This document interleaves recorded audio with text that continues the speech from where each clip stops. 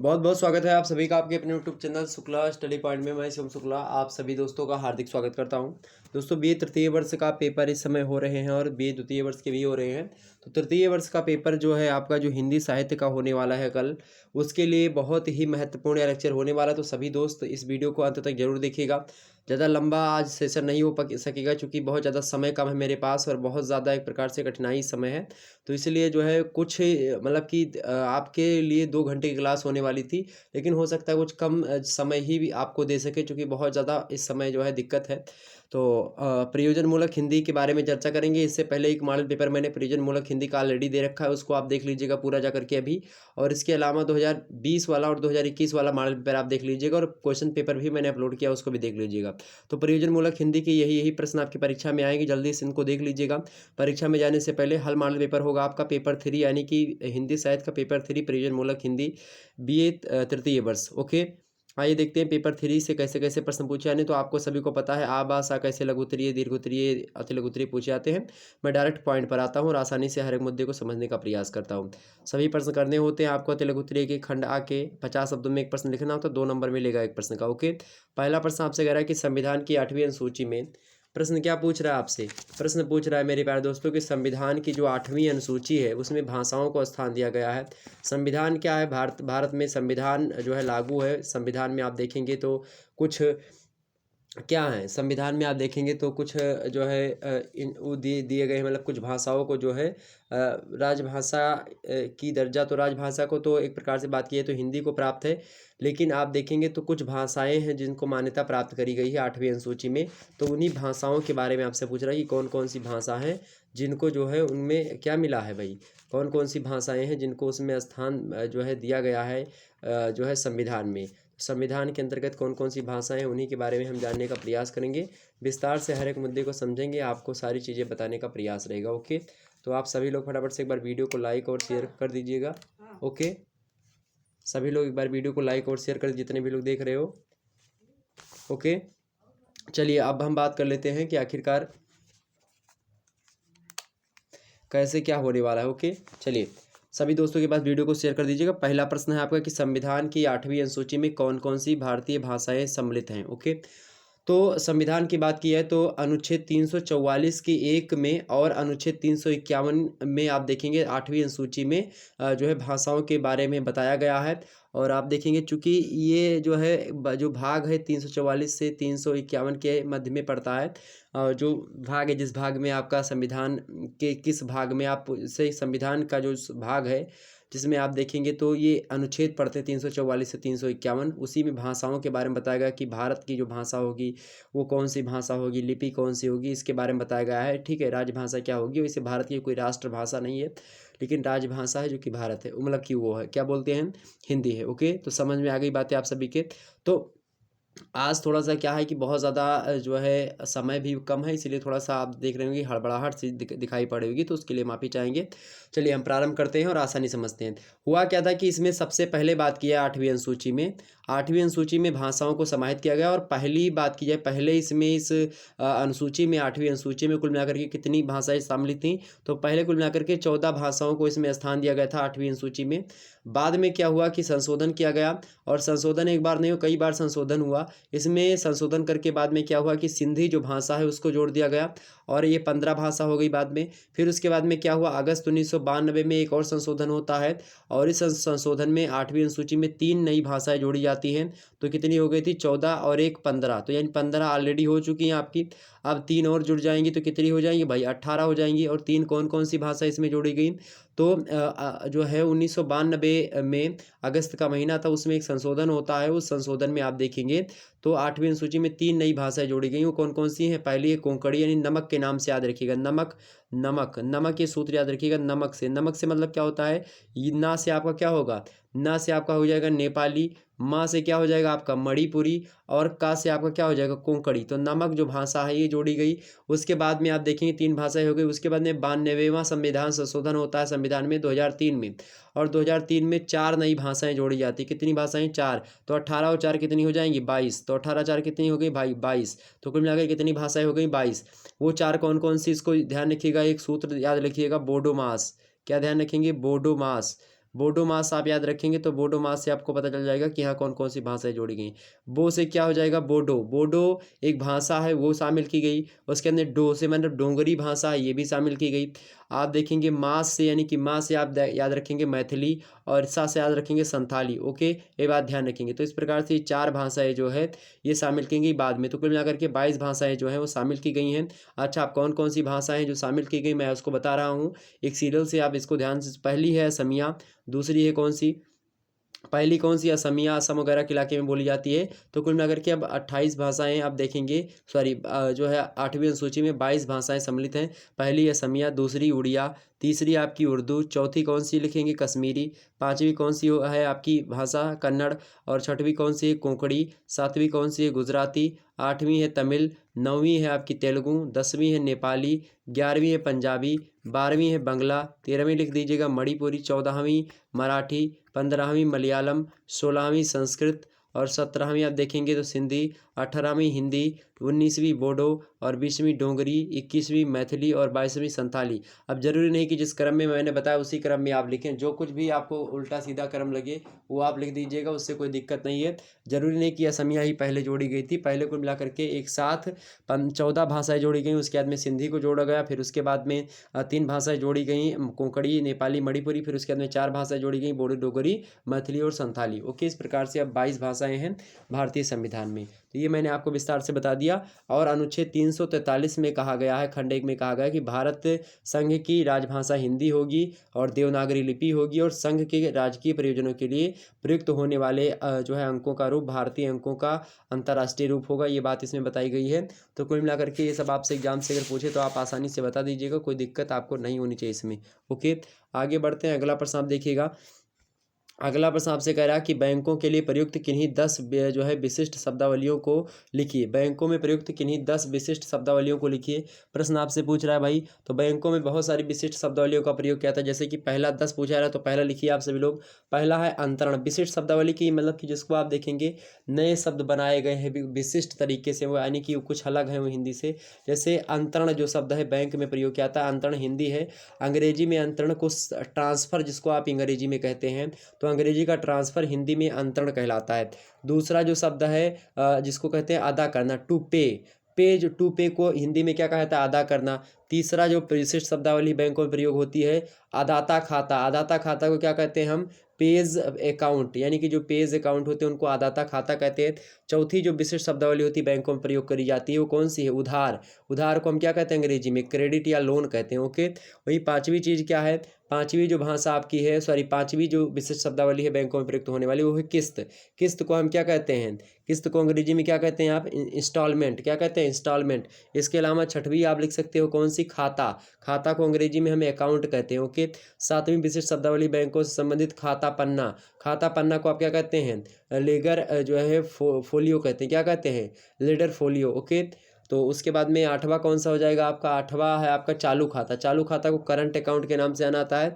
वही नौवीं जो विशिष्ट शब्दावली है उसको पासबुक कहते हैं। ओके, 10वीं जो विशिष्ट शब्दावली उसको क्या कहते हैं, नगद। और पासबुक को अंग्रेजी में भी पासबुक कहते हैं और हिंदी में पासबुक कहते हैं। ओके, 10वीं जो शब्दावली है बैंकों में प्रयुक्त होने वाली कौन सी है, नकद। नकद माने क्या होता है अंग्रेजी में, कैश जिसको आप कहते हैं। तो इस प्रकार से ये अंग्रेजी शब्दावली और इससे हिंदी, तो आप देखेंगे ये एक प्रकार से कहीं ना कहीं पे हिंदी शब्दकोश में और बैंकों में तमाम प्रकार की नई नई चीज़ें जो आ रही तो उनमें प्रयुक्त हो रही है भाषाएं जो कि मैंने आपको बताई। ओके, तो आपके समझ में चीज़ें आ रही होंगी, चीज़ें समझ में आ रही कि नहीं आ रही, फटाफट से बताने का प्रयास करेंगे। जितने भी लोग देख रहे हो एक बार वीडियो को लाइक और शेयर अवश्य कर दीजिएगा। सभी लोग, जितने लोग वीडियो को देख रहे हैं सभी लोग वीडियो को लाइक और शेयर कर दीजिएगा, सभी दोस्तों के पास शेयर करिएगा। ओके, आगे देखते हैं। अगला प्रश्न आपके समक्ष आ चुका है।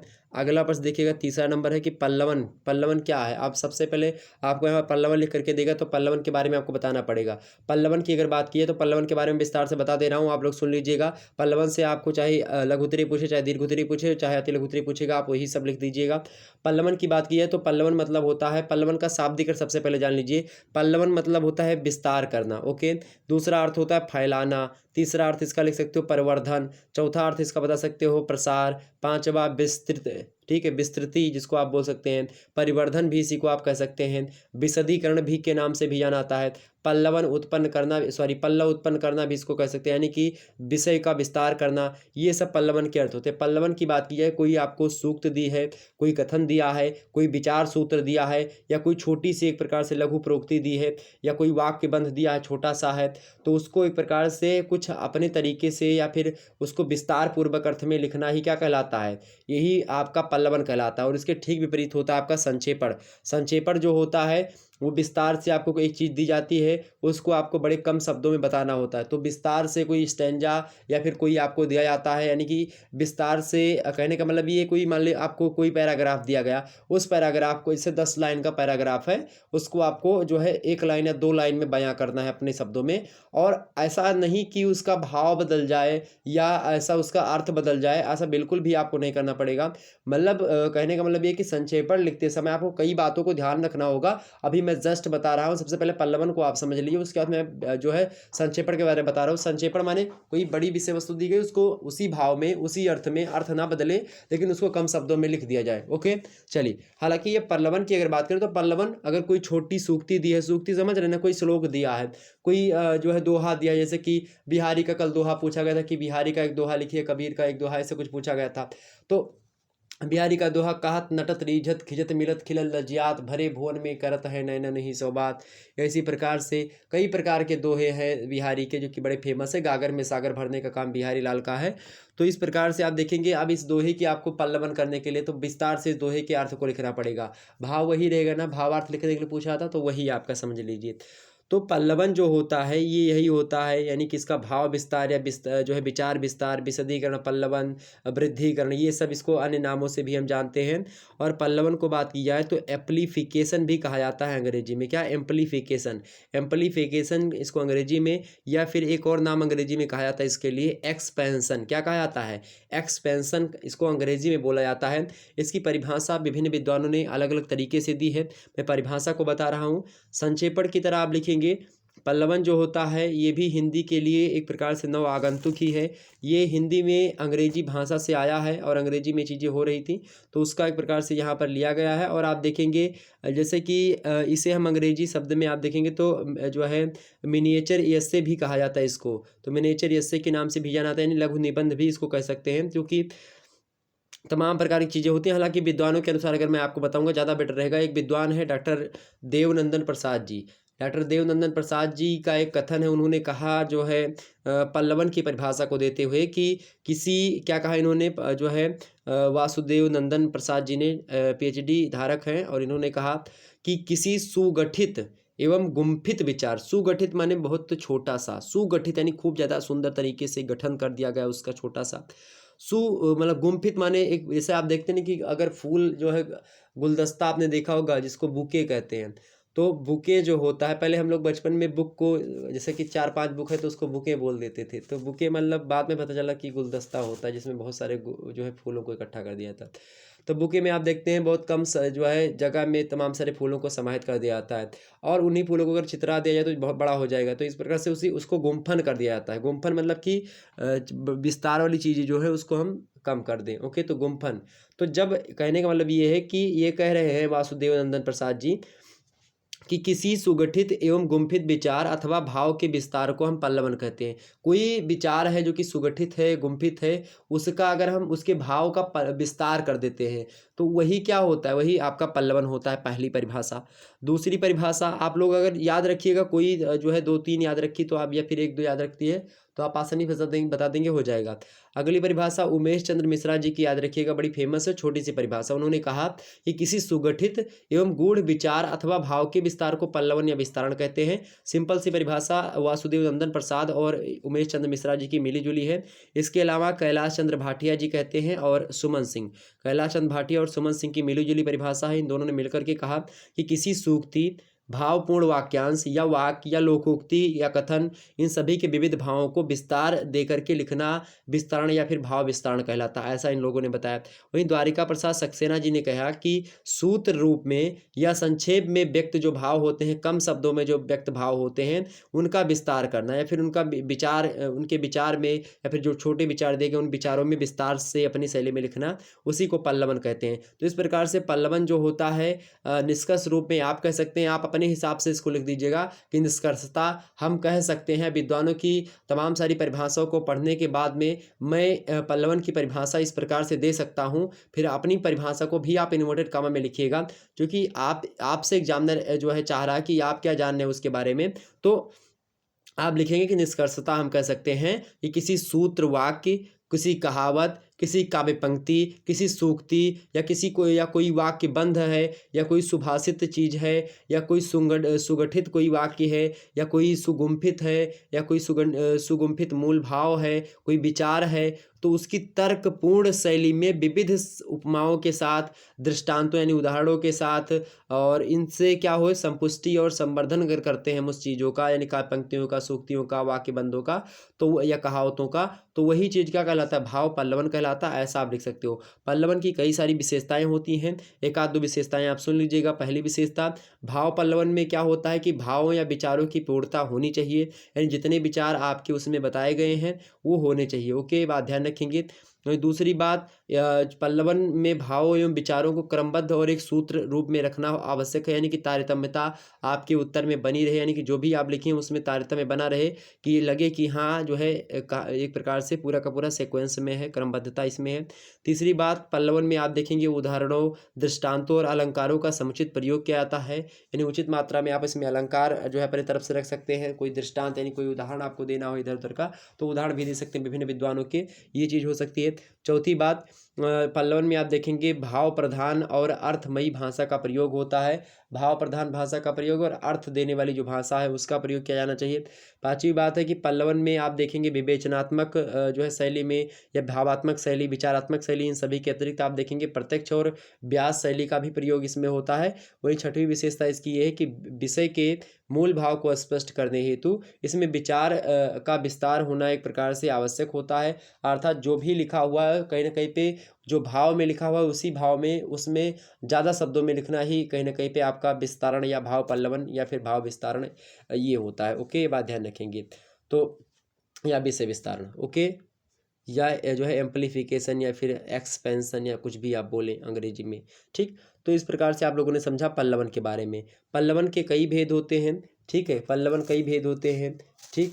और पल्लवन के बारे में इतना ज़्यादा अगर पूछ लिया गया तो आप पल्लवन लिखते समय कई बातें आपको ध्यान रखना पड़ता है, जैसे कि पल्लवन में भी प्रत्यक्ष कथन से बचना आपको चाहिए। साथ ही साथ पारिभाषिक, अव्यवहारिक और क्लिष्ट और दुरूह शब्द यानी कि जो कठिन है उन शब्दों का प्रयोग इस पर नहीं करना चाहिए। पल्लवन में लंबे लंबे वाक्य जो है नहीं प्रयोग करना चाहिए। और इसके साथ ही साथ पल्लवन जो है उत्तम पुरुष में नहीं लिखना चाहिए आपको। समाज शैली जो है ज़्यादा लिखने से बचना चाहिए इसमें। और पल्लवन में लेखन में आप ऐसा नहीं कि जो है बार बार शब्दों की पुनरावृत्ति करें, यानी जो शब्द आपने पहले लिख दिया उसको फिर बाद में भी लिख दे, तो एक शब्द जो है दोबारा नहीं आना चाहिए। साथ ही साथ जो है संस्कृतनिष्ठ और समास बहुल भाषा अगर है, यानी कठिन भाषा का प्रयोग इसमें नहीं करना चाहिए। ओके, और अनावश्यक विस्तार अगर करने में लगे तो उससे भी इसमें बचना चाहिए। कई प्रकार की चीज़ें हैं जो कि मैंने आपको बताया। ओके, तो पल्लवन के बारे में जैसे कि जो है एक शब्द का पल्लवन, जैसे आपसे पूछा जाए कि ईर्ष्या का पल्लवन कीजिए, तो ईर्ष्या का पल्लवन कैसे करेंगे? आपको ईर्ष्या दे देगा शब्द कि ईर्ष्या का पल्लवन कीजिए, तो ऐसे एग्जाम्स में देगा नहीं, वैसे अगर दे देता तो आप क्या लिखेंगे कि जैसे दूसरों के दुख को देख करके दुख होता है, वैसे ही दूसरों के सुख या भलाई को देख कर भी एक प्रकार का दुख होता है, जिसे ईर्ष्या कहते हैं। और ईर्ष्या की उत्पत्ति कई भावों के संयोग से होती है, और इससे इसका प्रादुर्भाव बच्चों में कुछ देर में देखा जाता है, और पशुओं में तो शायद होता ही नहीं है ईर्ष्या। ईर्ष्या जो है एक संकर भाव है, जिसकी संप्राप्ति आलस्य, अभिमान और नैराश्य के योग से होती है। और इस प्रकार से आप और भी आगे लिख सकते हैं कि जैसे कि आप देखेंगे कि जो है जब दो बच्चे किसी खिलौने के लिए झगड़ते हैं तब कभी कभी ऐसा देखा जाता है कि एक उस खिलौने को लेकर के फोड़ देता है, जिससे वह किसी के काम में नहीं आता है। इससे अनुमान हो सकता है कि उस लड़के के मन में यही रहता है कि चाहे वह खिलौना मुझे मिले या ना मिले, दूसरे के काम में ना आए। मतलब चाहे कहते हैं ना कि बचपन में कहते हैं ना कि हाँ, ना खाब ना खाए देव खनवे अड़ाए देव, या इसी प्रकार से ना खेलब ना खेल देव खेलवे बिगाड़ देव। तो ठीक उसी प्रकार से ईर्ष्या यही होती है कि अगर आपके काम में नहीं आए तो इस प्रकार से आप ईर्ष्या के बारे में लिख सकते हैं। तो ये सब होता है आपका पल्लवन। अगला आपका आता है भाई, अगला प्रश्न है आपका संक्षेपण। संक्षेपण क्या होता है इसको भी समझ लीजिएगा। संक्षेपण और पल्लवन से प्रश्न आएगा, आप खूब दबा करके इसके बारे में लिख दीजिएगा। संक्षेपण की बात की तो संक्षेपण जो होता है, जैसे उसमें विस्तार किया आता है पल्लवन में, वैसे इसमें संक्षेपण किया आता है। संक्षेपण जो शब्द है अंग्रेजी के जो है प्रेकिस राइटिंग का जो है प्रतिशब्द है, यानी कि उसका जो है इसमें बताया गया है। और जो प्रेकिस जो शब्द है प्रेसिस, ये मूल भाषा का अगर बात करें तो ये फ्रेंच भाषा का शब्द है। अंग्रेजी में इसको जो है प्रेसाइज शब्द से कहा जाता है, और संक्षेपण हिंदी में कहा जाता है इसको। इसका मतलब होता है संक्षेप माने क्या होता है, फेंकना या एक प्रकार से छोटा करना या सार प्रस्तुत करना या सार संक्षेप ऐसा बोल सकते हैं। तो संक्षेपण का अर्थ ये है कि एक बड़े अनुच्छेद में जो बातें बताई जाती हैं, जो विचार बताए जाते हैं, उसको हम जो है एक प्रकार से समाज शैली में प्रस्तुत एक प्रकार से जो चीज़ें हैं उसको हम बड़े छोटे शब्द में या सार शब्द में लिखें। ठीक है, यानी कि आप देखते हैं जैसे कि कोई बड़ी बड़ी कहानियाँ होती हैं, उनको कहा जाता है कि इसको संक्षेप में लिखें, या तो ही संक्षेपण वही होता है। यानी कि संक्षेप में लिखना आपको संक्षेपण ही होगा। यानी कि कोई चीज़ आपको बोली गई कि हाँ ये विस्तार से कोई चीज़ आपको दी जाती है, उसको आपको जो है कम शब्दों में लिखना है और भाव वही रहना चाहिए, पूरा का पूरा अर्थ वही रहना चाहिए। ओके, तो ये चीज़ है। हिंदी में आप देखेंगे संक्षेपण के लिए कई शब्द जैसे कि भाव संक्षेपण इसी को कहा जाता है, संक्षेपण तो कहा ही जाता है, संक्षेपीकरण भी इसी को कहा जाता है, संक्षिप्तीकरण भी कहा जाता है, संक्षिप्त लेख भी कहा जाता है, संक्षिप्त लेखन कहा जाता है, सार लेखन भी इसी को कहते हैं, सार लेख कहा जाता है। तमाम प्रकार के शब्द प्रचलित हैं, जो भी आपको अच्छा लगे वो ध्यान रखिएगा। ओके, तो इस मुख्य रूप से आप देखें कि विद्वानों ने संक्षेपण की परिभाषा अपने अपने ढंग से अलग अलग तरीके से दी है। अब कुछ विद्वानों के अनुसार मैं आपको बता दे रहा हूँ, जैसे कि अगर हम डॉक्टर वासुदेव नंदन की परिभाषा बात करें तो उन्होंने बड़ी परिभाषा दी और कहा कि किसी विस्तृत विस्तारण या साविस्तार व्याख्या कोई है, कोई वक्तव्य है, कोई पत्र व्यवहार है, कोई लेख है, इन सभी के तथ्यों और निर्देशों के ऐसे संयोजन को संक्षेपण कहते हैं जिसमें अप्रासंगिक, असंबद्ध, पुनरावृत्त, अनावश्यक बातों का त्याग और सभी अनिवार्य जो है उपयोगी तथा मूल तथ्यों का प्रवाहपूर्ण और संक्षिप्त संकलन हो जाता हो, तो उसको हम क्या कहते हैं, उसको ही हम संक्षेपण कहते हैं। ओके, तो उसी को हम संक्षेपण कहते हैं। प्रोफेसर नालिनी मोहन शर्मा के अनुसार अगर बात की जाए तो वो कहती हैं कि संक्षेपीकरण को हम किसी बड़े ग्रंथ का संक्षिप्त संस्करण, बड़ी मूर्ति का लघु अंकन, बड़े चित्र का छोटा चित्रण कहते हैं। आप सोचिए कोई बड़ा चित्र है तो उसका छोटा करना संक्षेपण हो गया, कोई बड़ा ग्रंथ है उसका हम छोटे मतलब कि सार तत्व लिख दें या फिर सार ग्रंथ लिख दें तो वो एक प्रकार से क्या हो गया, संक्षेपण हो गया। कोई बड़ी मूर्ति उसको हम छोटी बना करके लिख दें तो वही क्या हो गया, आपका संक्षेपण हो गया। ओके, ये बात ध्यान रखेंगे, तो वही संक्षेपण होता है। तो मुख्य रूप से अगर बात करें संक्षेपण की, महेंद्र चतुर्वेदी जी कहते हैं कि संक्षेपण किसी अवतरण अथवा किसी प्रपत्र अथवा किसी एक विषय पर लिखे गए अनेक प्रपत्रों या पत्रों आदि के सार तत्व अथवा मूल विषय को कम से कम शब्दों में प्रस्तुत करने की कला होती है। ओके, तो ये बात ध्यान रखिएगा। संक्षेपण पल्लवन ये जरूर आपकी परीक्षा में आएगा, 100% यहीं पर लिख करके दे रहा हूँ, आपकी परीक्षा में छपेगा तो छपेगा। ओके, और लगातार आते हैं ऐसे प्रश्न। तो ये संक्षेपण के बारे में हो गई कुछ बातें। संक्षेपण की कई विशेषताएं, जैसे संक्षेपण की पहली बात तो है कि मूल का सार आपका होना चाहिए। दूसरी बात, इसमें क्रमबद्धता आपको एक प्रकार से होनी चाहिए, नहीं कि क्रमबद्धता इसमें भी होनी चाहिए। संक्षिप्तता यानी कि छोटा छोटा होना चाहिए, स्पष्टता होनी चाहिए इसमें। ओके, अच्छा, पांचवी बात है कि व्यवहारिक भाषा और प्रवाहमयता होनी चाहिए, ऐसी भाषा का प्रयोग करें जो कि सरल हो, जो कि समझ सकें। ओके, इसके अलावा अपनी शैली का प्रयोग इसमें करना चाहिए और इधर उधर की शैली की जो है आडंबर या अलंकार जो है चमत्कार के लिए ज़्यादा प्रयोग नहीं करना चाहिए। खुद शुद्ध सरल भाषा होनी चाहिए बिल्कुल, और इसके साथ ही साथ शुद्धता इसमें होनी चाहिए, यानी कि भाव और भाषा शुद्धता जो है संक्षेपण की 7वीं विशेषता मानी जाती है, और एकदम से शुद्ध भाषा का प्रयोग होना चाहिए। ठीक है, और 8वीं विशेषता इसकी ये है कि प्रभावात्मकता होनी चाहिए। अच्छे संक्षेपण की 8वीं विशेषता है प्रभावात्मकता, यानी कि जो भी लिखो आप उसमें प्रभाव लगे, उसको पढ़ने में जो है मन लगे जिस जो पढ़ रहा हो। और इसके अलावा 9वीं विशेषता इसकी होती है स्वतःपूर्णता, यानी उत्कृष्ट संक्षेपण की 9वीं किंतु अंतिम विशेषता उसकी जो है स्वतःपूर्णता होती है। यानी संक्षेपण एक कला है और प्रत्येक कलाकृति स्वतंत्र और स्वतंत्रता जो है पूर्ण होती है, और जब वो स्वतःपूर्ण होगी तभी वो एक प्रकार से सही लगेगी। तो इस प्रकार से वो अपने आप में पूर्ण हो जाए, यानी जो बात है वो पूर्ण हो जाए, तो वही संक्षेपण होता है। ओके, ये बात ध्यान रखेंगे। तो इस प्रकार से मैंने आपको क्या सुनाया, तमाम प्रकार की बातें। संक्षेपण में तमाम प्रकार की सावधानियां आपको रखनी चाहिए, जैसे कि संक्षेपण में मूल अवतरण में जो आए हुए उदाहरण है, दृष्टांत है, जो है तुलनात्मक विचार है, उनका समावेश आपको नहीं करना है, आपको दूसरे प्रकार से अपने शब्दों में बताना है। संक्षेपण में सामान्यतः आप देखेंगे भूतकाल और अप्रत्यक्ष यानी परोक्ष कथन में लिखा जाना चाहिए ये। और इसके अलावा इसे अन्य पुरुष का प्रयोग इसमें करना चाहिए इसको लिखते समय। साथ ही साथ इसे मूल अनुच्छेद के शब्दों और वाक्यों का प्रयोग इसमें नहीं करना चाहिए। जो लिखा है उन शब्दों के अलावा आप उनको दूसरे शब्दों में, उसके पर्याय शब्दों में लिखने का प्रयास करें। क्लिष्ट और शब्द आडंबर का प्रयोग ना करें, और अप्रचलित शब्दों का प्रयोग भी ना करें ज़्यादा। भाषा इसकी सरल होनी चाहिए, सहज होनी चाहिए, चुस्त होनी चाहिए। ठीक है, मुहावरेदार भाषा, अलंकारिक भाषा का प्रयोग बिल्कुल नहीं करना चाहिए। और वाक्य योजना आपकी सरल होनी चाहिए, छोटी होनी चाहिए। ओके, टीका टिप्पणी और आलोचना की छूट इसमें नहीं होती है कि आप टीका टिप्पणी करें किसी मुद्दे पर, जो लिखा है उसके बारे में बता दें, आपको अपनी तरफ से ज़्यादा नहीं जोड़ना है। ओके, तो इस प्रकार से संक्षेपण हो गया। अगला है आपका अनुस्मारक। अनुस्मारक क्या है भाई, संक्षेपण के बारे में आपको समझ में आ गया, पल्लवन आपकी समझ में आ गया, संक्षेपण आप समझ गए, पल्लवन समझ गए। और आपको कुछ अगर दिक्कत करे तो बताइए, प्रारूप क्या होता है।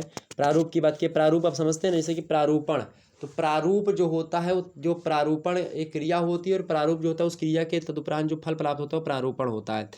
ठीक, प्रारूप यानी जैसे कि प्रारूप लिखा जाता है। प्रारूप लेखन शब्द का प्रयोग हिंदी में अंग्रेजी के ड्राफ्टिंग से आया है। ड्राफ्टिंग आप लोगों ने सुना होगा, जैसे एक खाका तैयार करना, एक मसौदा तैयार करना। जैसे आप बचपन में आर्ट अगर बनाए होंगे तो सबसे आर्ट बनाने से पहले आप क्या करते हैं, उसको पेंसिल से सबसे पहले उसको सेट कर लेते हैं कि हमको ऐसे बनाने। जैसे कि मान लेते हैं आपको आदमी बनाना है, सबसे पहले आपने पेंसिल से क्या किया, ऐसे ऐसे बनाया। उसके बाद में आपने क्या किया, ऐसे ऐसे किया। उसके बाद में ऐसे किया, आदमी बनाया, सर बना दिया उसका, ठीक, आँखें वाँखें बना दी, बाल वाल लगा दिया, ठीक, हाथ वाथ जमा दिया इसको, ठीक है, इस प्रकार से हो गया। तो ये आदमी बनाया, तो ये पहले सबसे पहले पेंसिल सेट किया, उसके बाद में कौन सा कलर, कौन सा शर्ट पहनाना है इसको, ठीक है, ये आप बाद में कलर करते हो। सबसे पहले इसका क्या करते हो, खाका तैयार करते हो, ठीक है। तो वही खाका को मसौदा कहते हैं, यानी कि प्रारूप कहते हैं। आप इंजीनियर आपके घर का नक्शा बनाता है या फिर कोई नक्शा बनाता है, तो सबसे पहले क्या करते हैं, उसका नाप वगैरह लेकर के नक्शा बनाते हैं, ठीक है। तो वो चीज़ होती है, वही होता है आपका प्रारूपण। तो किसी सरकारी कार्यालय, संस्थान अथवा संगठन में पत्र लेखन से पहले उसका कच्चा रूप अथवा मसौदा तैयार करने को ही प्रारूप लेखन कहते हैं, और इससे संबंधित उच्च अधिकारी से अनुमोदन कराना अनिवार्य होता है। ठीक, तो ये प्रारूप होती है।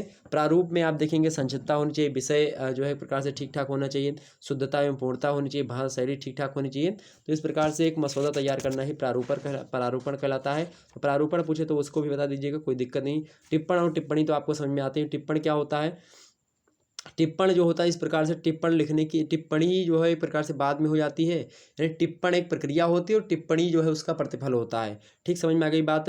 टिप्पण बहुत लंबा या विस्तृत नहीं होना चाहिए आपका, और यथासंभव संक्षिप्त और सुस्पष्ट होना चाहिए। साथ ही साथ टिप्पण की अगर बात की है तो हिंदी शब्द में टिप्पणी कहा जाता है इसको, और अंग्रेजी में इसको नोटिंग के नाम से जाना जाता है। और आप बात की जाए टिप्पणी की, तो इसकी व्याख्या करते हुए एक विद्वान है, उन्होंने कहा कि टिप्पणी वे अभियुक्तियां हैं जो किसी विभागाधीन कागज के संबंध में लिखी जाती हैं जिससे उनके निस्तारण में सहूलियत हो सके। ओके, वहीं उत्तर प्रदेश सरकार की हिंदी निर्देशिका के अनुसार ये बातें बताई गई कि टिप्पणी का उद्देश्य उन बातों के मतलब कि उन बातों के जिन पर निर्णय करना होता है स्पष्ट रूप से तथा तर्क अनुसारण, यानी कि तर्क के जो है अनुसरण करते हुए प्रस्तुत करना होता है। साथ ही वह उन बातों की ओर संकेत करता है जिसके आधार पर उसका निर्णय संभवतः लिया जा सकता है। तो इस प्रकार से बात की जाए, टिप्पण जो है एक प्रकार से क्या होती है, प्रक्रिया होती है, टिप्पणी उसका प्रतिफल होता है। और टिप्पण में बहुत सारी चीज़ें होती है। टिप्पणी लिखते समय आपको कई चीज़ें कहीं ना कहीं पे ध्यान रखनी होती है, तो वो चीज़ें मैं बता दूंगा किसी दिन टाइम मिलेगा। हालांकि आपका पेपर कल ही, तो इसमें क्या होना चाहिए कि टिप्पण लिखते समय आपको मूल पत्र पर नहीं लिखना चाहिए, इसके लिए आपको कोई अन्य कागज़ का प्रयोग करना चाहिए। टिप्पण में यदि किसी पत्र का खंडन करना हो तो वह बहुत ही शिष्ट और संयत भाषा में लिखना चाहिए। किसी भी दशा में किसी प्रकार का व्यक्तिगत आरोप या आक्षेप जो है टिप्पणी में देने। टिप्पणी माने कमेंट, जैसे आप फेसबुक वगैरह चलाते हैं तो उसमें कमेंट वगैरह, यूट्यूब पे आप कमेंट करते हैं तो कमेंट क्या होता है, टिप्पणी होता है। यानी अगर मानते हैं मैंने कुछ गलत पढ़ा दिया या कुछ मुँह से गलत निकल गया, जैसे कि उसमें कल कुछ गलत निकल गया था, एक शब्द मुँह से कुछ शायद वो हमने लिखा वही सही लेकिन बोल दिया कुछ थोड़ा सा अलग।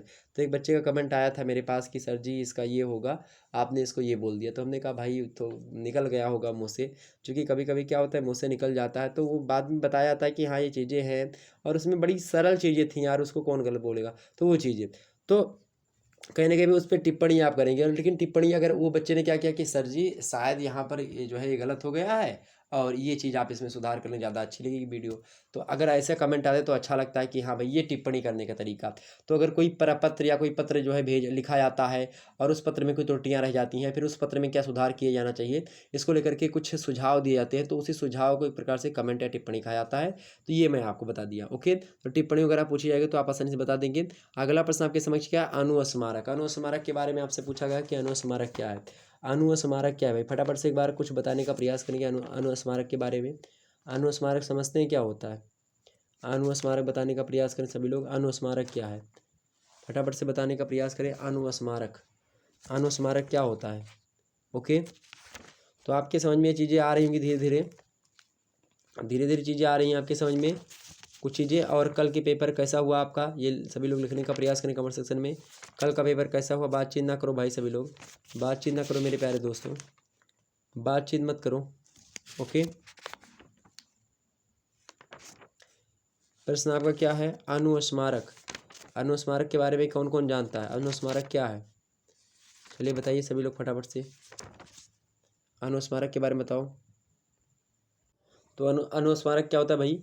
अनुस्मारक की बात करें तो किसी आवश्यक सरकारी पत्र के ना प्राप्त होने पर क्या होता है, या फिर प्राप्त होने में अगर विलम्ब होता है कोई सरकारी पत्र को आपको, तो उस पर आप संबंधित जो विभाग होता है जिसने भेजा है आपको, उसको स्मरण पत्र लिखा जाता है एक। यानी कि आपको याद दिलाया कि आपने ये पत्र मेरे पास नहीं भेजा, इसको मेरी रिक्वायरमेंट थी, तो उसे ही अनुस्मारक कहते हैं। यानी कि दोबारा से अगर आपको कोई सरकारी पत्र जो है लिखा गया लेकिन आपके पास नहीं आया, या सरकारी पत्र नहीं भेजा गया, तो उसके एक प्रकार से उसको उस सरकारी पत्र जो जिसने भेजा है, यानी जिस दफ्तर ने भेजा है, उसको याद दिलवाने के लिए लिखा जाता है अनुस्मारक, उसी को कहते हैं। ओके, तो ये बात ध्यान रखेंगे। अनुस्मारक तार, टेलीफोन अथवा दूतग्रामी पत्र द्वारा भी भेजा जा सकता है। ओके, और ये सरकारी पत्र क्या होता है, सरकारी पत्र कभी कभी एग्जाम से पूछेगा कि सरकारी पत्र बताइए, सरकारी पत्र किसे कहते हैं। तो सरकारी पत्र की बात की जाए या कार्यालयीय पत्र एक ही बात है, 2020 में प्रश्न पूछा गया था। तो राष्ट्र के कार्य को सुचारू रूप से चलाने के लिए एक सुसंगठित सरकार की आवश्यकता होती है, और यह सरकार कार्य संचालन की सुविधा के लिए क्या करती है, अनेक कार्यालय यानी ऑफिस खोलती है। और ये जो ऑफिस होते हैं वो देश के आप देखेंगे देश के कोने कोने में फैले हुए होते हैं, एक छोर से दूसरे छोर तक, कन्याकुमारी से लेकर के आप देखेंगे तो जम्मू कश्मीर तक जो है ऑफिस खुले हुए हैं। इधर पूर्वोत्तर भारत से लेकर के इधर आप देखेंगे पश्चिम भारत तक जो है फैले हुए हैं। तो उसमें क्या होता है कि जो कार्यालय होते हैं उनमें आपसी संबंध बना रहे, इसके लिए पत्रों का व्यवहार किया जाता है, यानी कि पत्र भेजे जाते हैं। तो एक दफ्तर के द्वारा, एक सरकारी दफ्तर के द्वारा दूसरे जो है दफ्तर को, या एक शासकीय कर्मचारियों के द्वारा या अधिकारियों के द्वारा एक कार्यालय या विभाग से दूसरे कार्यालय या विभाग को जो लिखे गए पत्र होते हैं, वो पत्र सरकारी पत्र या फिर शासकीय पत्र या सरकारी पत्र या कार्यालयीय पत्र के नाम से आने थे। ओके, ये बात ध्यान रखिए। अगर आपसे कहे कि सामाजिक पत्र क्या होता है, तो सामाजिक पत्र के बारे में सभी सुन लीजिएगा, क्योंकि अभी मैं अति लघु उत्तरीय प्रश्नों के ही उत्तर बताने वाला हूँ, और लघु उत्तरीय और दीर्घ उत्तरीय प्रश्नों के उत्तर बताने का समय नहीं मेरे पास। ओके, ये बात ध्यान रखेंगे। तो जो सामाजिक पत्र होते हैं, मैं यहीं पर सारी चीज़ें आपको बता दे रहा हूँ ताकि कोई दिक्कत ना हो बाद में आकर के, आप थोड़ी थोड़ी बातें सबके बारे में जाएं। सरकारी पत्र आप बाद में लिख दीजिएगा, और 2021 वाला जो मॉडल पेपर है उसको देख लीजिएगा, उसमें सब विस्तार से मैंने बताया। ओके, सामाजिक पत्र क्या होता है, गैर सरकारी पत्र व्यवहार को सामाजिक प्रपत्र कहते हैं। यानी कि आप देखेंगे इसमें तमाम सारे पत्र आते हैं, जैसे कि आप देखें कहीं पर आपको शादी विवाह ठहरना है, कोई बधाई पत्र लिखना है, बर्थडे पत्र आपको भेजना है, शोक पत्र कोई मर गया, या परिचय आपको अपना देना, निमंत्रण किसी को भेजना, या इसी प्रकार से जो आम दैनिक जीवन में प्रयोग करने वाले जो पत्र होते हैं उसको हम सामाजिक पत्र के नाम से जाने जाते हैं। ओके, अगर पूछे आपसे कि प्रयोजन मूलक भाषा किसे कहते हैं, तो भाषा जो लोग पढ़ते हैं, लिखते हैं और समझते हैं, लेकिन जब किसी प्रयोजन विशेष के लिए किसी भाषा का प्रयोग किया जाता है तो उसे हम प्रयोजन मूलक भाषा या प्रायोगिक जो है भाषा के नाम से जानते हैं। प्रयोजन मूलक यानी कि जब किसी ऑफिस के लिए या किसी मतलब किसी प्रयोजन के लिए कोई आयोजन होता है तो उस आयोजन पर जिस भाषा का हम प्रयोग करते हैं तो उस भाषा को हम प्रयोजन भाषा कहते हैं। प्रयोजन मूलक हिंदी के तमाम सारे उद्देश्य हैं। प्रयोजन मूलक हिंदी के नवीनतम उद्देश्य परक विधाओं में से एक है। और आप देखेंगे तो इसके माध्यम से आप देखेंगे पत्राचार की जो भाषा है ये प्रयोजन मूलक हिंदी है। भाषा कंप्यूटिंग यानी कि जो फांट प्रबंधन या फांट लेखन हुआ उस समय प्रयोग की जाती है। पत्रकारिता में जो जिस भाषा का प्रयोग करता है प्रयोजन मूलक हिंदी है। संपादन कला में, मीडिया लेखन में, अनुवाद करने में, इस प्रकार के जो तमाम सारे भाषा का प्रयोग किया जाता है या विद्यार्थियों को ज्ञान जिसके दिया जाता है वो इन सभी में आप देखेंगे तो प्रयोजन मूलक हिंदी का प्रयोग किया जाता है। तो ये सब पूछे तो आप बता दीजिएगा एग्जाम्स में। ओके, अगला प्रश्न आपसे क्या पूछा गया है, आपसे पूछा गया कि पत्रकारिता का उद्देश्य बताइए। प्रश्न क्या है, प्रश्न आपसे पूछा गया है कि पत्रकारिता के उद्देश्य बताइए। मोस्ट इंपॉर्टेंट प्रश्न है एग्जाम पॉइंट ऑफ व्यू से कि पत्रकारिता का उद्देश्य बताइए। पत्रकारिता का उद्देश्य ये आपका 2020 में प्रश्न पूछा भी गया है और आ सकता है आपका। पत्रकारिता की बात किया है तो पत्रकारिता की अगर बात की है, पत्रकारिता का महत्व क्या, सबसे पहले यानी पत्रकारिता होती क्या, पत्रकारिता के बारे में, पत्रकारिता का क्या आशा है, ये प्रश्न भी 2020 में ही पूछा गया है। ओके, ये बात ध्यान रखेंगे। तो पत्रकारिता के बारे में, पत्रकारिता के बारे में बता दे रहा हूँ, आप लोग सुन लीजिएगा। पत्रकारिता जो है मूल रूप से समाचारों का क्या करती है, संप्रेषण करती है, यानी एक स्थान से दूसरे स्थान पर समाचारों को भेजने का कार्य किसके माध्यम से होता है, पत्रकारिता के माध्यम से। अंग्रेजी में जर्नल से जर्नलिज्म बना और जिसका अर्थ होता है दैनिक पंजिका, और जिसे हम डायरी भी कहते हैं।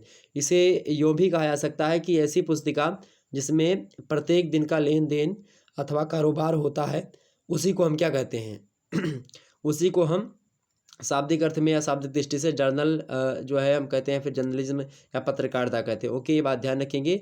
और जो है कहीं ना कहीं पे आप देखेंगे जो पत्रकारिता होती है, पत्रकारिता की अगर बात की जाए तो पत्रकारिता दैनिक घटना हुई कोई, यानी कि दिन की घटना, कोई बात हो गई, कोई तथ्य यानी जानकारी मिली, कोई प्रक्रिया है, कोई स्थिति है, परिस्थिति है, उसके संबंध में जानकारी के लेखन अथवा चित्रों के द्वारा संप्रेषित करने की जो क्रियात्मक कला होती है उसी को हम क्या कहते हैं, पत्रकारिता कहते हैं। यानी कि एक स्थान पर कोई घटना घटित हुई, उस घटना का चाहे वीडियो के माध्यम से चाहे ऑडियो के माध्यम से अगर हम अपने स्थान से, अपनी लाइब्रेरी से, अपने स्टूडियो से हम किसी दूसरे स्थान तक यानी भारत के कोने कोने तक पहुँचाते हैं तो ये पहुँचाने की जो प्रक्रिया होती है इसी को पत्रकारिता कहते हैं। ओके, पत्रकारिता के महत्व की अगर बात किया तो इसके बारे में एक जो है अकबर इलाहाबादी है, उन्होंने एक शेर लिखा है।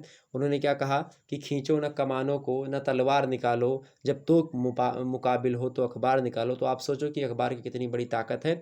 तो ये आपकी समझ में आएगी पत्रकारिता क्या होती है। पत्रकारिता की परिभाषा की अगर बात की जाए, पत्रकारिता की परिभाषा की अगर बात की है तो अलग अलग विद्वानों ने अलग अलग प्रकार से परिभाषा दी है। तो पत्रकारिता वही आपके समझ में आ गई। पत्रकारिता के बारे में मैंने बताया तो आपको पत्रकारिता की परिभाषा भी दी है, वैसे आपके समझ में आएगी पत्रकारिता की परिभाषा जो बताई मैंने। पत्रकारिता की परिभाषा तो आपकी समझ में आ ही गई होगी। पत्रकारिता, हिंदी पत्रकारिता आप देखेंगे लगातार आप देखेंगे पत्रकारिताओं का संपादन पहले हुआ करता था, जैसे भारत मित्र पत्रिका का संपादन हुआ। आप देखें तमाम प्रकार के जो हिंदी साहित्य के विद्वान हैं उन्होंने अलग अलग प्रकार की पत्रिकाओं का संपादन जो है किया। पत्रकारिता की बात की जाए तो जैसे कि अलग अलग विद्वानों ने अलग अलग परिभाषाएं दी हैं।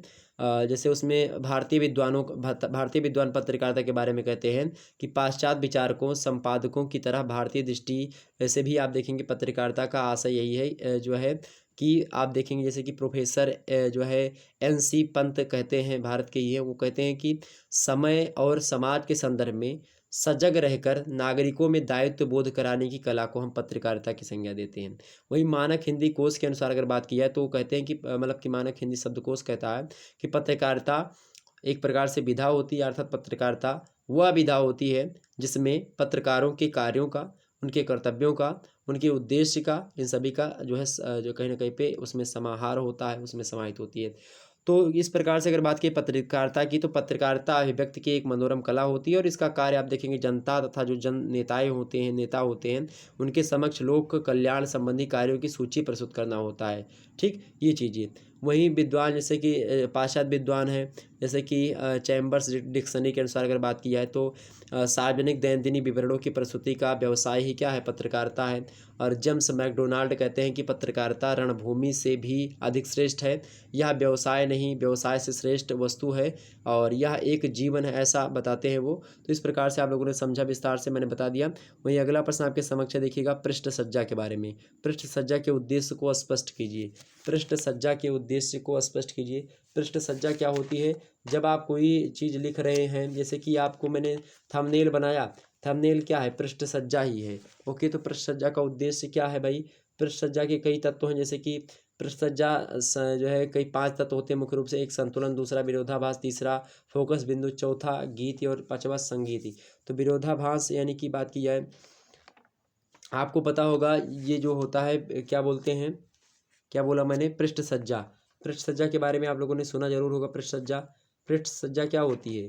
जैसे कि जो आपका थंबनेल जो मैं बनाता हूँ वही पृष्ठ सज्जा है, यानी कि पूरी की पूरी वीडियो का कहीं ना कहीं पे सार तत्व आपके ऊपर ही दिया होता है, तो वही पृष्ठ सज्जा आप बोल सकते हो उसको, या पृष्ठ विन्यास।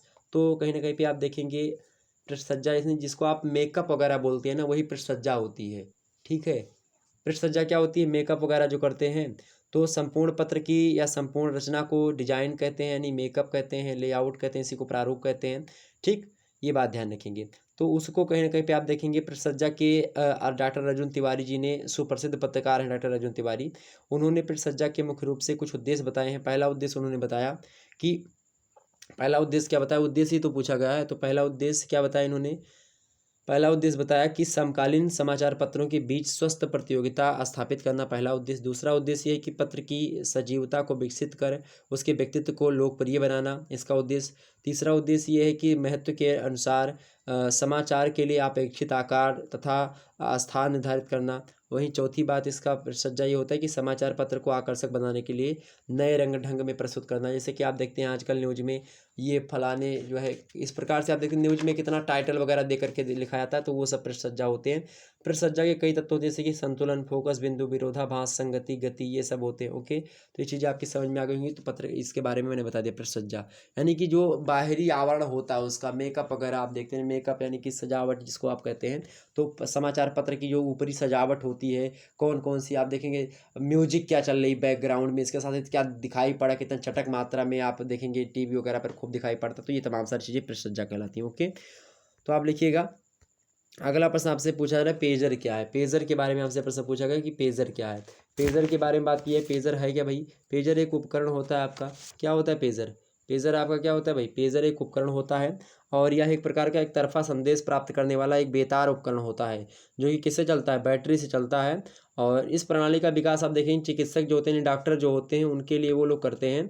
और पेजर सुविधा वाले व्यक्ति को एक निश्चित दायरे में रहते हुए आवश्यक संदेश लिखित रूप में पहुंचाया जा सकता है। और पेजर के अंतर्गत एक स्क्रीन होती है जिसे व्यक्ति अपनी जो है बेल्ट आदि पर आप देखते हैं लगाए रहते हैं। जैसे कि एक पेजर की भांति एक होता है ऑडियो वाला, तो ये तो संदेश लिखित वाला होता है पेजर। और एक ऑडियो वाला होता है, आप लोगों ने देखा होगा, जो सिक्योरिटी गार्ड को देखा होगा, जो शहरों से होंगे उनको पता होगा, सिक्योरिटी गार्ड जो होते हैं बैठे होते हैं, तो उनमें यहीं पर बेल्ट पे आप देखते हैं काला काला लगाए रहते हैं, तो वो पेजर की भांति होता है। ठीक, ये चीज़ें। तो प्रत्येक पेजर का टेलीफोन की भांति एक कोड नंबर होता है और व्यक्ति द्वारा टेलीफोन से पेजर कोड नंबर डायल करके पेजर रखने वाले व्यक्ति के यंत्र में से आवाज़ आनी प्रारंभ हो जाती है और संदेश लिखित रूप में संबंधित व्यक्ति के पास पहुंच जाता है। और आजकल इसका प्रचलन चिकित्सा के अतिरिक्त आम जीवन में भी होने लगा धीरे धीरे। तो ये हो गया पेजर। आपसे पूछे ईमेल क्या है, तो ईमेल आपको पता ही होगा, दो या दो से अधिक या एक दूसरे से जुड़े कंप्यूटरों द्वारा एक दूसरे की सूचनाओं का ग्रहण करना या फिर भेजना या आदान प्रदान करना ईमेल कहलाता है। और आजकल ईमेल का प्रचलन आप देखेंगे बहुत ज़्यादा बढ़ गया है। और मेल आप देखेंगे सूचना भेजना डाक से भी सस्ता ईमेल के माध्यम से हो गया है। ईमेल के माध्यम से व्यक्तिगत और व्यावसायिक सभी प्रकार के जो सूचनाएं होती हैं वो आदान प्रदान की जाती हैं। और कंप्यूटर प्रोग्राम भी ईमेल जो है किए जाते हैं। आप देखेंगे ईमेल के द्वारा बड़े बड़े जो है टेंडर दिए जाते हैं। ठीक, और तो ये सब समझ में आ गई बात की। ओके, अगर आपसे पूछे कि जो है और आपसे पूछ सकता है इस समय के बारे में, तो हालांकि पूछे आमुख क्या है। आमुख क्या है? आमुख माने क्या होता है? जो थंबनेल मैंने बनाया ये आमुख होता है, यानी कि जो पहला पेज, तो उसी को आमुख कहते हैं, यानी कि इंट्रोडक्शन का संक्षिप्त रूप होता है ये। और हिंदी में आमुख का मतलब होता है मुखड़ा। ओके, संवाद का पहला अनुच्छेद जिसमें संवाद का सर्वस निहित होता है उसे ही हम आमुख कहते हैं। ओके, ये बात ध्यान रखेंगे। इसको शीर्षक बोलते हैं। तो ये शीर्षक कई प्रकार के, आपसे पूछे शीर्षक कितने होते हैं, तो शीर्षक कई दो प्रकार के होते हैं, एक तो गगन रेखा शीर्षक, एक बैनर शीर्षक। ओके, और भी कई प्रकार के शीर्षक होते हैं। आप देखेंगे कि अलग अलग तरीके से जो है आमुख, मतलब कि आप समझ रहे हैं ना कि आप वीडियो को देखने से पहले आपको पता चल गया कि हाँ इसमें हम प्रयोजन मूलक हिंदी के बारे में ही जानने का प्रयास करेंगे। थंबनेल में आपको पता चला, तो थंबनेल क्या है, आपका आमुख है। अब इस थंबनेल में मैं लाइटिंग वाइटिंग करके खूब अच्छे तरीके से इसको फोकस बिंदु करूँ कि खूब अच्छे तरीके से लिखूँ और खूब अच्छे तरीके से रहे, बहुत ज़्यादा उसको मेकअप करके खूब वो सब लगा दूँ, क्या बोलते हैं उसको, ब्लर वलर, मतलब कि ब्लर बोल रहा हूँ, क्या बोलते हैं उसको, अरे क्या बोलते हैं यार, जैसे कि उसको बहुत ज़्यादा चमका दें, ठीक है, बहुत ज़्यादा वो लगा दें, क्या बोलते हैं उसको, इफेक्ट्स वगैरह लगा दें खूब। ओके, तो बहुत अच्छे लगे, मतलब लगने लगा, खूब चटक दिखाई पड़ेगा। तो वो हो गया आपका पृष्ठ सज्जा। ओके, पृष्ठ सज्जा माने कि जो ऊपर का पृष्ठ है वो बहुत ज़्यादा अच्छा दिखाई पड़े, या फिर जो कुछ चल रहा हो बहुत अच्छा दिखाई पड़े, अलग इम्पैक्ट डाले। ओके, और आमुख माने होता है जो पहला पेज है उसका प्रभाव, यानी पहले पेज पर ही ऐसा लिख दिया जाता है जो है इसके द्वारा, मतलब कि लोगों के द्वारा। जैसे कभी कभी आपने देखा होगा कि बहुत बड़े बड़े फिल्म स्टारों का लिख देता है कि इनकी मृत्यु हुई, अब पीछे क्वेश्चन मार्क छोटा सा लगा देते हैं। तो ये भी पत्रकारिता का एक जो है ट्रिक होती है, ये क्वेश्चन मार्क लगा दो, तब क्या ऐसा हुआ है, क्या मर गए, आज बड़े हादसे में हुई इनकी मृत्यु, अब उसमें क्वेश्चन मार्क, किसी भी की मृत्यु भी हो सकती है, तो उसमें क्या लिख दें, मोदी जी, या फिर किसी का नाम लिख दें, या ऐसे बड़े लोकप्रिय नेता का नाम लिख दें जो कि बहुत ज़्यादा लोकप्रिय हो, लेकिन नीचे क्वेश्चन मार्क वजह से धीरे से लगा देंगे क्वेश्चन मार्क। तो अब उसमें क्या होगा कि उस पर कोई टीका टिप्पणी भी नहीं हो पाएगी कि हाँ आपने क्वेश्चन मार्क नहीं लगाया था, तो क्या ऐसा हुआ, ऐसे लगाएंगे। ओके, तो इस प्रकार से होता है। तो ये होगा प्रसज्जा पेजर के बारे में। अनुवाद के बारे में, वैसे हम मैंने पेजर बोल दिया, मैंने ये आमुख के बारे में बताया। ओके, अब अगला प्रश्न, अनुवाद। अनुवाद क्या होता है, अनुवाद या टीका अनुवाद, इसके बारे में अगर आपसे पूछे तो क्या बताएंगे। अनुवाद जो शब्द है ये वद धातु से बना है। वद धातु जो है ये संस्कृत का शब्द है, और वद का अर्थ होता है बोलना या कहना। वद धातु में आप देखेंगे तो घ्नय प्रत्यय जो है लगाने वाला एक प्रकार से, इसके बाद लगाने से एक शब्द बनता है जो कि वाद कहा जाता है जिसको। ओके, और इसमें अगर अनु उपसर्ग लगाते हैं तो अनुवाद बनता है। तो अनु का अर्थ होता है बाद में या उपरांत। तो इस प्रकार से अनुवाद का अगर हम अर्थ देखेंगे, हालांकि जो मैंने बताया उसको ध्यान मत रखिएगा, ज़्यादा कठिन अगर हो तो उसके लिए माफ़ी चाहेंगे। तो अनुवाद का मतलब होता है, सिंपल सी परिभाषा आप सुनिएगा, अनुवाद का मतलब होता है किसी के कहने के उपरांत कहना, किसी के कहने के उपरांत कहना, या पुनः कथन, या अनुकथन, या अनुवचन, ये क्या होता है, आपका अनुवाद होता है। भारत में अनुवाद की परंपरा बहुत पहले से शुरू हो गई थी। अनुवाद शब्द का प्रयोग प्राचीन संस्कृत ग्रंथों में मिलता है। संस्कृत साहित्य में भाषांतर और रूपांतर के लिए अनुवाद शब्द के अतिरिक्त छाया का प्रयोग होता है, टीका का प्रयोग किया जाता है, भाष्य शब्द भी अब मिलेंगे। और संस्कृत में इसके लिए अतिरिक्त अनुवाद के समकक्ष भाषा अनुवाद शब्द भी आप देखेंगे। और भाषा अनुवाद प्राकृत जो है आदि लोग भाषाओं के संस्कृत रूपांतरण को कहते थे, और बोलचाल की भाषा में इसे टीका अनुवाद कहा जाता है। ओके, तो टीका अनुवाद बोलचाल की भाषा है, और अनुवाद क्या होता है, थोड़ी सी लिखित भाषा बोल सकते हैं इसको। तो अनुवाद के बारे में अगर बोला जाए तो अनुवाद क्या होता है, किसी कोई भाषा लिखी, संस्कृत में लिखा है कोई चीज़, किसी ने लिखा तो उसको हिंदी में लिखना अनुवाद हो गया। ठीक, समझ में आ गई बातें। इसी प्रकार से आप देखेंगे अगर किसी जैसे अवधि में लिखा है उसको हिंदी में जो है जो आप कहते हैं ना अनुवाद करो, या फिर अंग्रेजी में लिखा है तो हिंदी में लिखो, हिंदी में है तो अंग्रेजी में अनुवाद करो, तो वो अनुवाद होता है। समझ में आ गई बातें, वही अनुवाद। हाँ, अगला है आपका मल्टीमीडिया एवं वीडियो फ़ोन। मल्टीमीडिया और वीडियो फ़ोन क्या है भाई, इसके बारे में हमसे पूछा गया है। तो मल्टीमीडिया के बारे में पूछा गया, तो मल्टीमीडिया का अर्थ क्या होता है।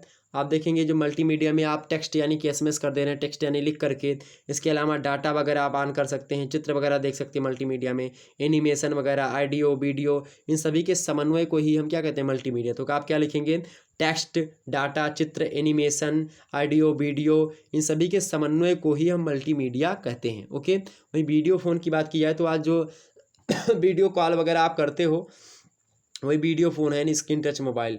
तो वीडियो फ़ोन क्या होता है कि दूर संचार के क्षेत्र में अति महत्वपूर्ण उपलब्धि है वैज्ञानिकों की। इससे क्या होता है कि यह एक प्रकार से ऐसा यंत्र होता है जिसके माध्यम से हम लोग क्या करते हैं कि एक व्यक्ति दूसरे व्यक्ति को देख ही नहीं, मतलब कि देख सकता है और देखने के साथ साथ आवाज़ भी सुन सकता है। पहले क्या होता था कि फ़ोन से बात होती थी कान में लगा करके, लेकिन अब ऐसी सुविधा है कि आप जो है कहीं पर बैठे हैं, कहीं पर है किसी दुनिया में, और आप सामने मोबाइल रख दो और जो है जो व्यक्ति बोल रहा है वो देखेगा, सुनेगा, और आप भी उसको आराम से एंजॉय करें, मतलब कि देख करके बात करो। ठीक है, तो इस प्रकार से ये होता है आपका ये, ठीक है। तो इस प्रक्रिया में टेलीफोन से कैमरा और वीडियो स्क्रीन जो होती जुड़ी रहती है और टेलीफोन नंबर मिलाते ही कैमरा चालू हो जाता है और विद्युत संकेतों के माध्यम से आवाज़ एवं चित्र जो होते हैं एक दूसरे तक पहुंच जाते हैं। उसका चित्र यहाँ पर दिखेगा और आपका चित्र वहाँ पर दिखेगा। आप बड़ा छोटा भी कर सकते हो। आप तो वीडियो कॉलिंग की मतलब कि जितने भी लोग वीडियो को देख रहे हैं मेरे, आप सभी लोग वीडियो कॉल के बारे में, वीडियो फ़ोन के बारे में जानते होंगे। बहुत ज़्यादा बात भी करते होंगे आप लोग इस समय, उम्र भी वही है। चलिए, तो हालाँकि ये चीज़ें हो गई आपकी, तो ये सब अगर आपसे पूछे तो बता दीजिएगा। अगर आपसे पूछे कि संचार के प्रमुख कार्यों को बताइए, तो संचार के कार्य क्या-क्या होते हैं?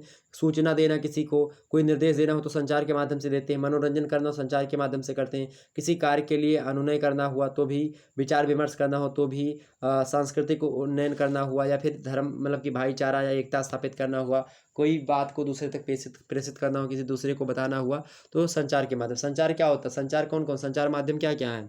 फ़ोन हो गया, मतलब कि सॉरी रेडियो हो गया, टेलीविज़न हो गया, इसी प्रकार से अन्य यंत्र हो गए जिसके माध्यम से हम विचारों का आदान-प्रदान करते हैं। तो इस प्रकार से इन सभी बातों को आपने समझा। अब थोड़ा-सा मेरे पास समय कम है मेरे प्यारे दोस्तों, तो आप लोग जो है क्या करेंगे, इसको खुद ही मैनेज कर लीजिएगा और आसानी से हम फिर बढ़ते हैं अगले जो है तरफ। सभी प्रश्नों के उत्तर यहाँ से देने हैं खंड भाग के लिए।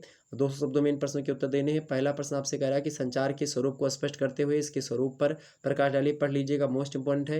वहीं अगला प्रश्न आपके समक्ष है, प्रेस ट्रस्ट ऑफ इंडिया यानी कि पीटीआई पर एक टिप्पणी लिखिए, मोस्ट इंपॉर्टेंट है, इसको भी देख लीजिएगा आप। वहीं अगला प्रश्न है, इंटरनेट का परिचय देते हुए उसकी कार्य प्रविधि पर प्रकाश डालिए, ये भी प्रश्न इंपॉर्टेंट है। वैसे 2022 का भी मॉडल पेपर मैंने एक दे दिया है, 2022 का मॉडल पेपर भी पढ़ा हो, उसको भी देख लीजिएगा एक बार, वो भी इंपॉर्टेंट है आपके लिए। ओके, अगला प्रश्न है, एक प्रभावकारी अनुवादक के गुण बताइए, यानी प्रभावकारी जो अनुवादक यानी जो अनुवाद करने वाला होता है उसका गुण क्या-क्या होता है। अगला प्रश्न है, आकाशवाणी का अर्थ स्पष्ट कीजिए, मोस्ट इंपॉर्टेंट है। वहीं अगला प्रश्न है, प्रयोजनमूलक भाषा की विशेषताओं पर प्रकाश डालिए, तो ये जरूर पढ़ लीजिएगा भाई, प्रयोजनमूलक भाषा की विशेषताएं आ जाएगा तो आप लोग एक बार देख लीजिएगा, आपकी सीरीज वगैरह मिल जाएगा। प्रयोजनमूलक जो भाषा है हिंदी है या प्रयोजनमूलक जो हिंदी है इसकी विशेषता को एक बार पढ़ लीजिएगा, मोस्ट इंपॉर्टेंट है। ओके, ये बात ध्यान रखेंगे। ओके, आगे बढ़ते हैं। अगला प्रश्न आप देख लीजिएगा, उसमें मैंने बताया बहुत सारे प्रश्नों को। अगला प्रश्न आपके समक्ष की जो है देखिएगा, फीचर लेख और मतलब फीचर और लेख में अंतर बताइए, फीचर और लेख में क्या अंतर होता है, मोस्ट इंपॉर्टेंट ये प्रश्न है। फीचर और लेख में मुख्य रूप से कुछ अंतर होते हैं, इसको लेकर के मैंने एक वीडियो भी बनाई है, हालांकि मैं फिर से बता दे रहा हूँ, बड़ा मतलब कि छोटा सा लेकिन आ सकता है एग्जाम्स में।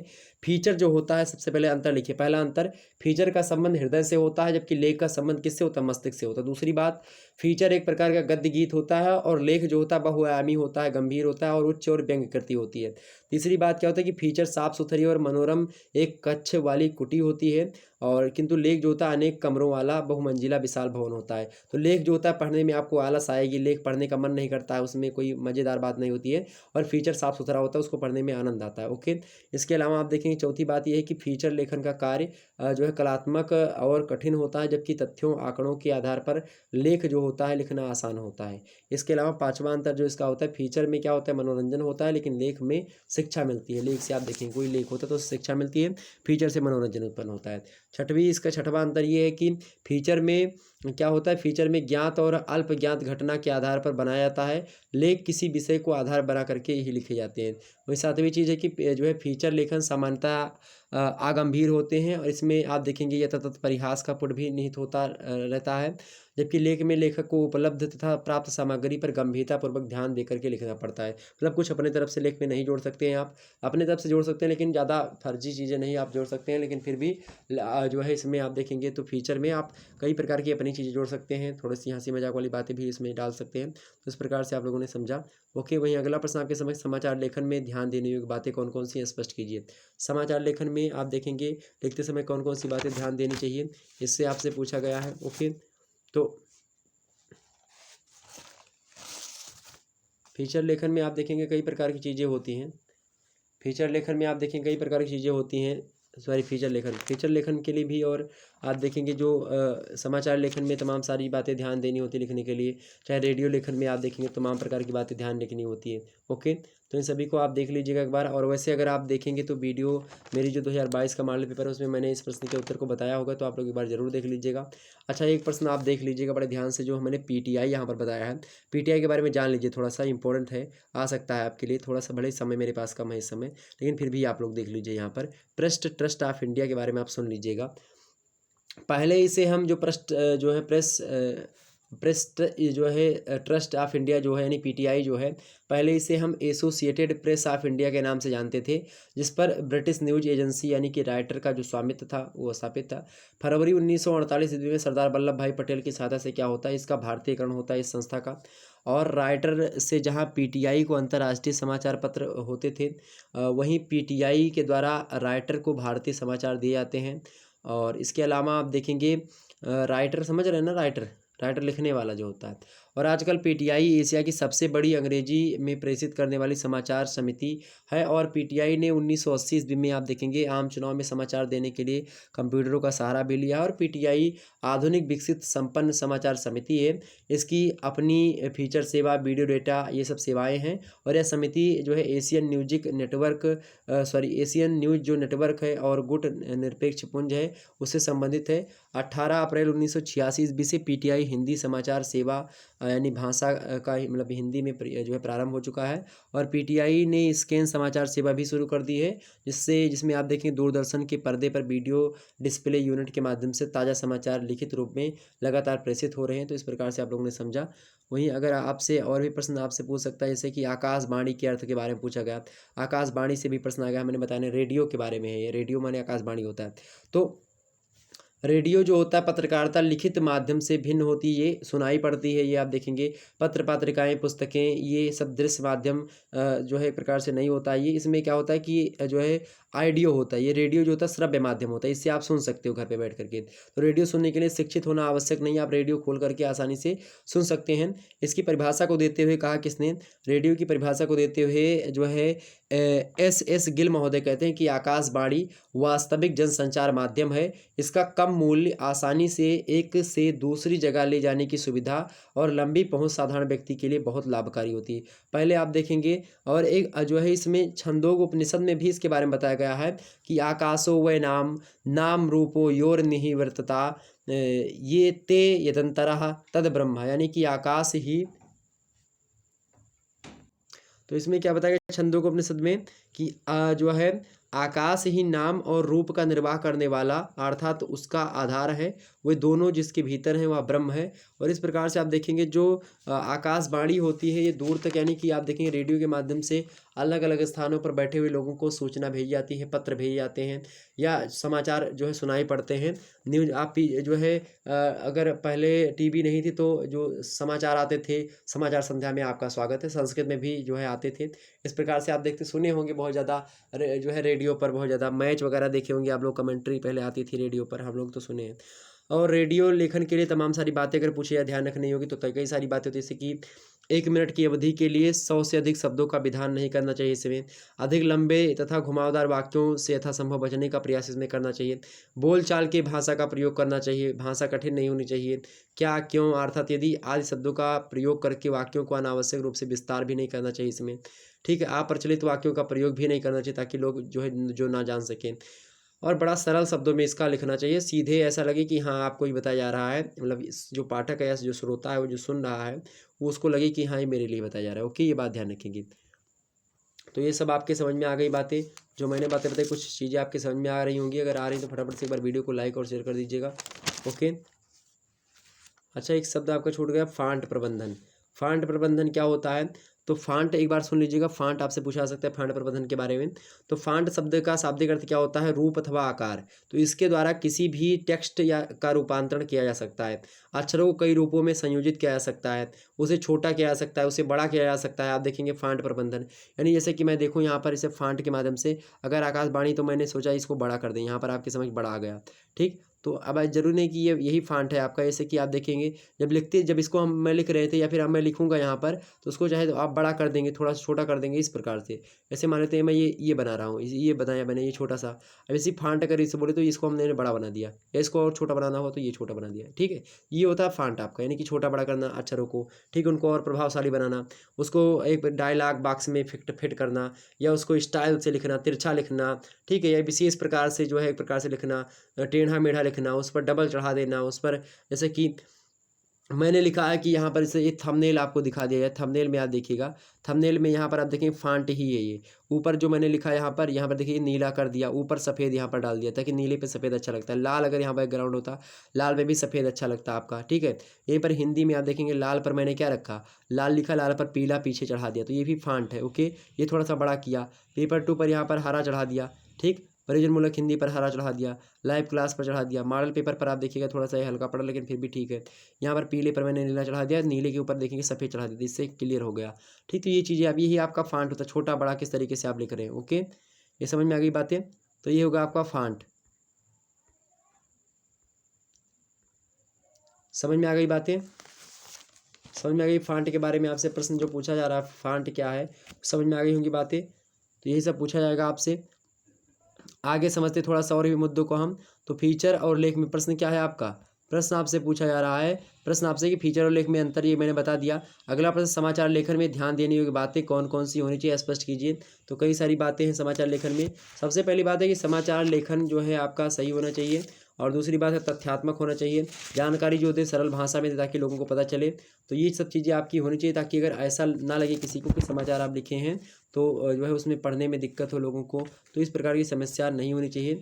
और भी तमाम प्रकार की चीज़ें हैं, तो वो मैं लगातार बताता रहा हूँ। तो आप लोग शुरुआत में मैंने बता दिया, हो सकता है आप लोगों ने ना सुना हो। वैसे मैंने शुरुआत में इन सभी चीज़ों के बारे में थोड़ा-थोड़ा बता दिया था।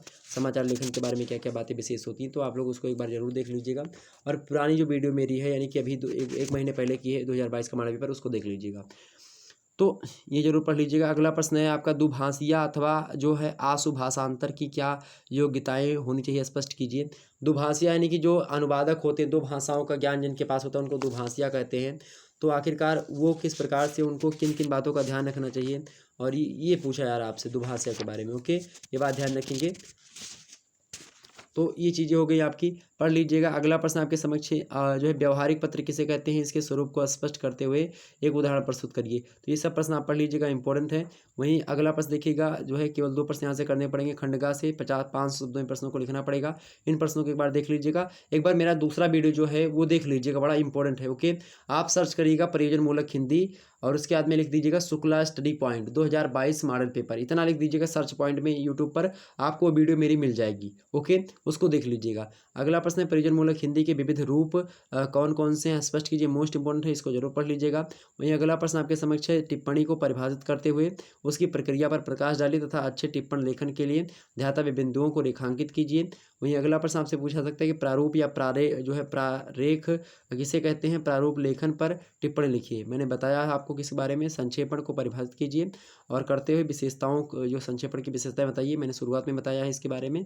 अगला प्रश्न है, हिंदी पत्रकारिता के उद्भव और विकास पर प्रकाश डालिए। मोस्ट इंपॉर्टेंट ये प्रश्न जरूर आएगा, ओके। तो इसको जरूर पढ़ लीजिए, लास्ट वाला पढ़ लीजिएगा, हिंदी पत्रकारिता का उद्देश्य और संक्षेपण की परिभाषा, प्रारूप, ये तो आएगा। तो इस प्रकार से ये प्रश्न इंपॉर्टेंट है आपके, देख लीजिएगा, ठीक है। हिंदी भाषा का और साहित्य का एक प्रकार से इतिहास इससे पहले मैंने डाला था, तो आप लोगों ने इसको नहीं देखा तो देख लीजिएगा। पेपर 2 के आप बहुत सारे प्रश्न मिले होंगे, आप लोगों ने देखा होगा। तो चलिए फिर मिलते हैं हम नेक्स्ट वीडियो में, तब तक के लिए जय हिंद जय भारत। आप सभी का बहुत बहुत धन्यवाद हमारे से जुड़ने के लिए। इसी प्रकार से अपना प्यार हमेशा बनाए रखिएगा। बहुत बहुत धन्यवाद आप सबका। इसी प्रकार से अपना प्यार दुलार हमेशा बनाए रखिएगा, और यही मैं चाहता हूँ आप लोगों से। बड़ी उम्मीद है कि आप लोग लाइक करेंगे, चैनल को सब्सक्राइब करेंगे, वीडियो को शेयर करेंगे सभी दोस्तों के पास अपने, ओके।